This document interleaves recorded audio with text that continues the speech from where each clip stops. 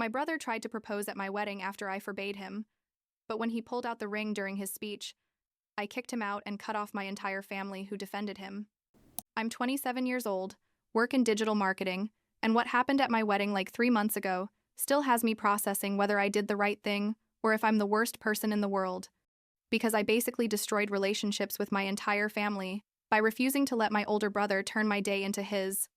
I guess I should start from the beginning so you understand why this was the straw that broke the camel's back. Because the truth is, this had been brewing for years. I just didn't want to see it or didn't want to accept it. I grew up with Patrick, my older brother, in a house where it was always obvious who the favorite was. He's 3 years older than me, and for as long as I can remember, he was the golden child of the family. You know, the one who could do anything, and my parents would see him like he was perfect. When he got good grades, he was a genius. When I got good grades, it was expected. When he screwed up in college and failed an entire semester, my parents took out a second mortgage on the house to pay for a better private university because, according to them, he needed a more suitable environment to develop his potential. I went to public university on scholarships and working part-time at a coffee shop because when I asked if they could help me with something, my dad told me they had already done so much for Patrick and that I needed to learn to be independent. At that moment, I was like 19 years old, and I remember thinking, seriously? This is how this works? But I swallowed it and kept going because, I don't know, I guess I always had hope that someday my parents would see that I existed too. The thing is that even after graduating, getting a good job and basically having my life together at 24 while Patrick was still living with my parents without a stable job, the dynamic never changed. He was still the prince and I was, let's say, the functional daughter who didn't need attention. I met Ethan when I was 25 at a work conference, and honestly, he was the first person in my life who made me feel like I was someone's priority. He's a graphic designer. He's 25, and from the beginning he supported me in everything. When I told him about the dynamic with my family, he looked at me like I was crazy and said, "That's not normal, that's not okay, right?" And the truth is, I did know. But no one had ever said it out loud to me. We got engaged last year, in October, I think. And Ethan had this dream of getting married in spring because, according to him, spring weddings are the most romantic, and I don't know what else. I honestly didn't care. I just wanted to marry him. But when he proposed with that genuine enthusiasm, I couldn't say no. So, we planned the wedding for April of this year, got an incredible venue that had beautiful gardens, and started with all the preparations. My parents didn't offer financial help, which I already expected, but it still hurt a little when my mom asked me when we were going to start planning, and I told her we had already reserved the place and everything, and she just said, "Oh, that's nice. I thought you'd ask us for help, but I'm glad you can do it on your own." Patrick at that time was dating Samantha, a girl he'd been with for like 3 years, and according to my mom, they were very serious. Although I knew the relationship was kind of unstable because Patrick is, well, Patrick. 2 months before the wedding, in February, I get a call from my mom telling me they need to talk to me about something urgent and to come to the house. I thought, I don't know, that someone was sick or something serious. So I dropped everything and went. I arrived and both my parents and Patrick were sitting in the living room with these serious faces, and I felt my stomach churning because I knew something bad was coming. My dad got straight to the point. Says, "Your brother wants to propose to Samantha and we think it would be perfect if he does it at your wedding." And I just stood there like, processing the words because I literally couldn't believe what I was hearing. I said, "What do you mean at my wedding?" And my mom jumps in all excited saying, "Yes, during the reception, he can do it in his speech as best man. It would be so romantic to have two couples engaged on the same day. It's like doubling the joy." I looked at Patrick and he was sitting there with that smile he always has when he knows he's going to get his way. And he told me, "Come on, little sister, don't be selfish. It's just a moment. It won't even take the spotlight from you." And that's when something in me broke. Like just from 1 second to the next. I told them no. Absolutely not. That it was my wedding, that Ethan and I had worked and saved for months for this day, and that I wasn't going to let them turn it into Patrick's show like they always do with everything. My dad got serious and told me I was being dramatic, that it was just a small gesture, and that I should be happy to share my special day with my brother. My mom started with the speech about how family supports each other and that Patrick really loved Samantha and wanted a perfect moment to propose to her. I told them that if Patrick cared so much about having his own special moment, he should plan his own proposal on any other day of the year that wasn't my wedding. Patrick then changed tactics and started playing victim, saying that I had always been jealous of him, that I could never be happy for his achievements, that this showed what kind of person I was. And I was there trembling with rage but standing my ground, because I knew that if I gave in on this, they were never going to respect me. I told them that if Patrick tried to propose to Samantha at my wedding, I would uninvite him and anyone who supported him, and that I would also stop giving them the $650 monthly that I had been giving them for the last 2 years to help them with their mortgage. That shut them all up, because they didn't expect me to use that card. But I was fed up, you know? I was tired of being the one who always gave in and never received anything in return. I left that house furious and crying, and when I got to my apartment, Ethan hugged me and told me I had done the right thing, that I didn't have to let them walk all over me. But the thing didn't end there. Not at all.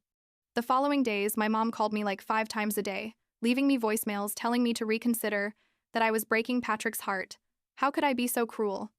My grandmother, who has always been like the peacekeeper of the family, also called me to tell me I should be more flexible. That Patrick just wanted a nice moment and that I was being too harsh.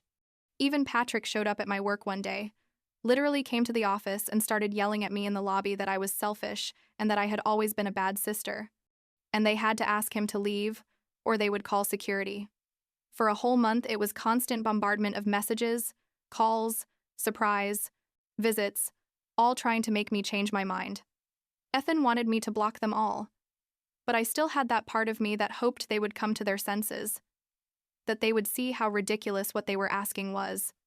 Like 2 weeks before the wedding, Patrick sent me a message telling me he had decided to forget about it, and that he was going to propose to Samantha on another occasion, and that I could rest assured that he wasn't going to ruin my day.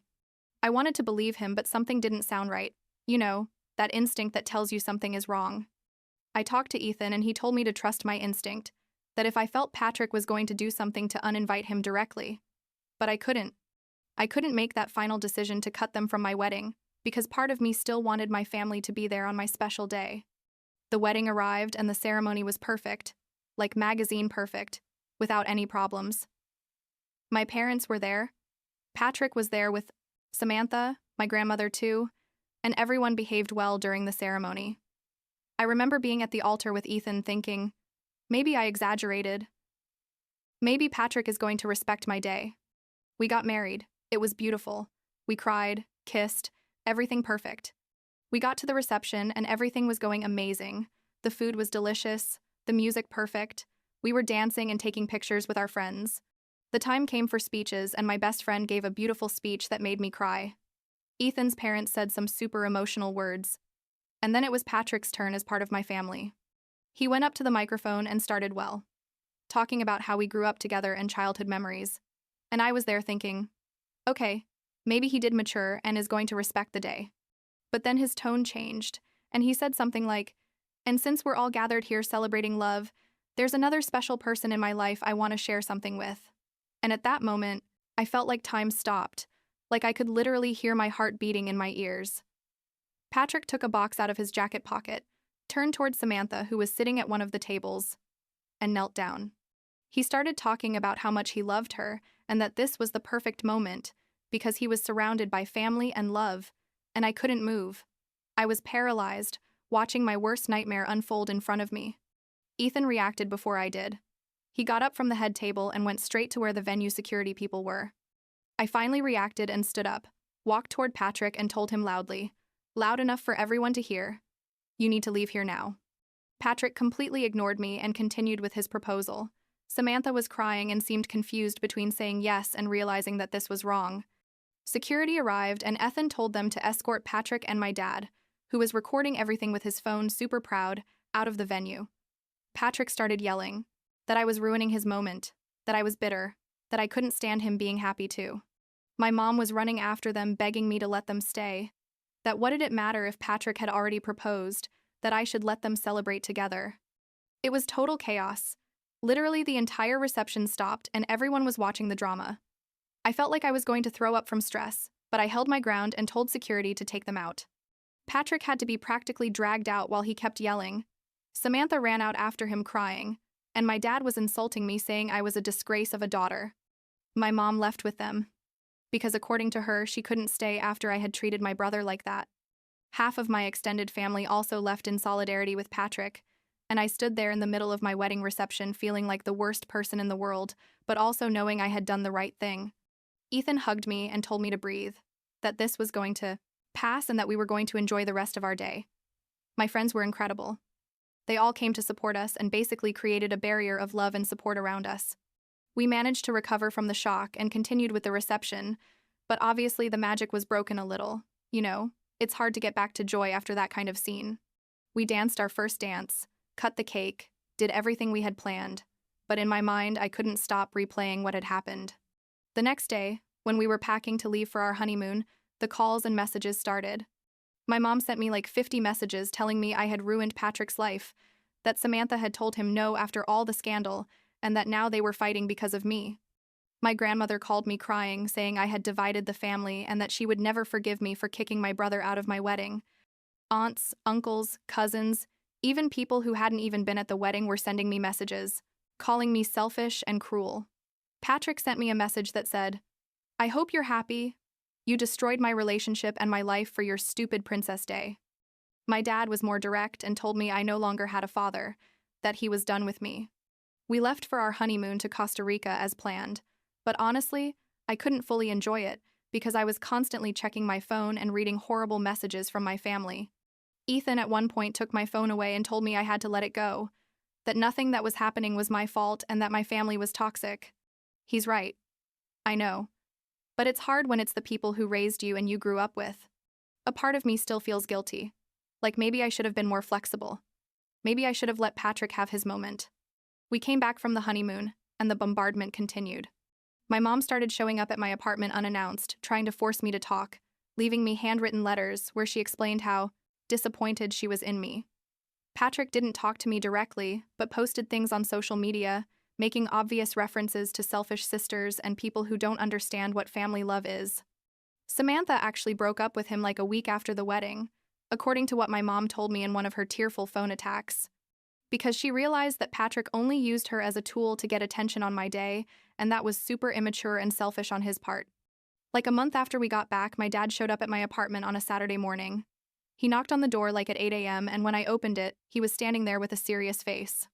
He told me we needed to talk like adults, that this had gone too far and that it was time for me to apologize and fix this as a family.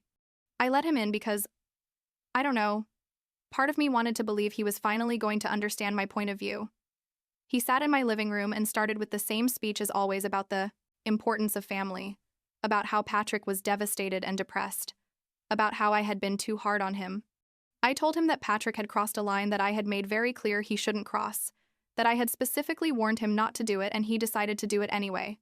My dad told me I didn't understand that sometimes you have to make sacrifices for family, that Patrick had sacrificed a lot for me when we were kids, which is a complete lie, but whatever.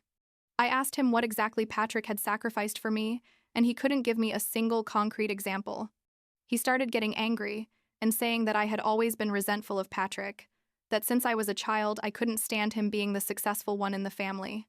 I reminded him that I went to public university while working while they took out a second mortgage to send Patrick to private school, that I supported myself from age 19 while Patrick lived with them until 28, that I was giving them money monthly while Patrick had never contributed financially to anything. The conversation got ugly. My dad started yelling at me that I was ungrateful, that they had given me everything, and now I was repaying them by destroying my brother. I told him to leave my house and not come back until he could treat me with respect and acknowledge that what Patrick did was wrong. He left, slamming the door and yelling that I was going to end up alone because no one was going to put up with my attitude. Ethan came home like an hour later. He had gone out to buy coffee and found me crying on the living room floor.